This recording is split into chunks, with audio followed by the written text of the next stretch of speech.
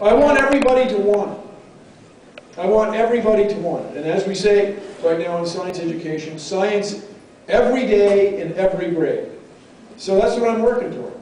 And I don't know who's going to get elected, but whoever it is, I hope to be influential with that person so that we have science every day in every grade, because we have a serious situation.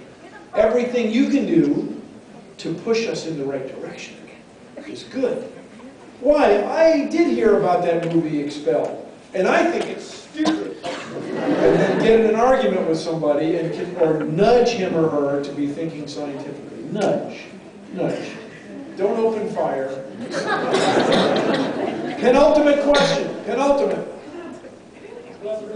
Over here! Hey, up front! In the front! Okay, tell you what. We'll take the last question in the front. But this is the penultimate. Second to last. Hi. I have two, well, a big question and a little question.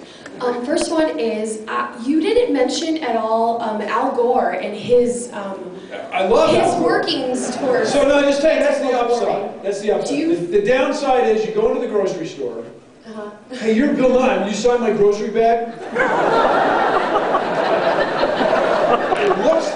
That looks like I came to the grocery store to sign your grocery. I mean, sure, it does. But I came here to get some carrots. But the upside is, if I'm at the Mars rover press conference, and there's Al Gore, Bill, good to see you. Al, great to see you. Well, so I mean, go Al Gore. Yes, go. You got a Nobel Prize. So his movement, Cool. do you find his movement progressive and actually yes. working really well? Not all just talk. But as Al Gore will tell you, Al Gore is kind of stiff in a charming way. You know, when he did a bit for us on my show, and every time he moved, we made him creak.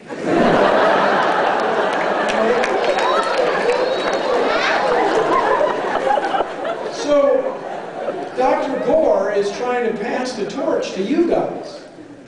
You know, he's raised consciousness about the problem.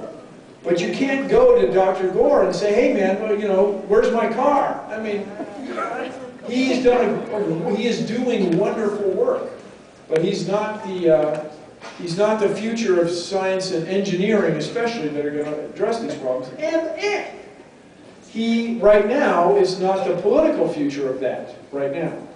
And I'll just tell you again, putting 2 rovers on Mars that last 40 times longer than anybody anticipated them lasting is child's play compared to feeding a country in certain parts of Africa. It's trivial. Putting a man on the moon is nothing compared to solving world hunger. And this is a political problem. This is an economic problem. So I go on about science and engineering, and I'm all for it, yes. But if you guys are in international relations, or economics, or political science, you have an even bigger role than clowns like me. So I want you to get out there and get on it and change the world. Last question. Last question. Okay, who has truly the most awesomest question for Bill Nye tonight? Truly the most awesomest. Woman up here, she's been working. Woman up here. Okay, hold it. So we have some input. Bill, who would you like to? Well, take I can't question? see, so woman up here is good. Okay, this is it. Here it is. He did what he could. Okay, here it is. Okay, this is a lot of pressure because it's the last question. Just don't blow up. But, You can do it. You can do it. What's the worst that can happen? Go for it. as a political scientist. Right on. Well, my dad was a political science major. Awesome. So right on. Did you obviously know? we're brilliant people. So I just want to know if you think that the EPA and other administrative agencies have the authority and the resources to regulate greenhouse gases in terms of emissions from new motor vehicles. So right now, the EPA has been beaten down. The man has suppressed scientific literacy in the U.S. government. And as I've mentioned before, this wouldn't matter, except we're all going to die. strongly encourage you to vote whenever you can. Write to your congressman or senator, congressperson or senator. Let them have it, because this suppression of scientific integrity is in no one's best interest. It could be a formula for disaster. And what we all hope is at the next, what in whimsical terms called regime change, this stuff will stop. Because you can't pretend that there are enough resources to feed everybody in the world. It's not going to work. And if you guys know anybody in the oil and gas industry, I strongly encourage you to nudge them so that they're not just in the oil and gas business, so that they're in the energy business. And if government agencies responsible for, let's say, regulations, if they looked at it that way, then people would be more amenable to making money in new so-called green ways. Here's one last thought about your vote. There is a school of thought, and I completely understand it, and it's very popular in Orange County, that government is inherently bad. That the smaller the government, the better. And along with that, the government is not only bad, it's bad at doing things. Government really can't do anything. Government can't invest money.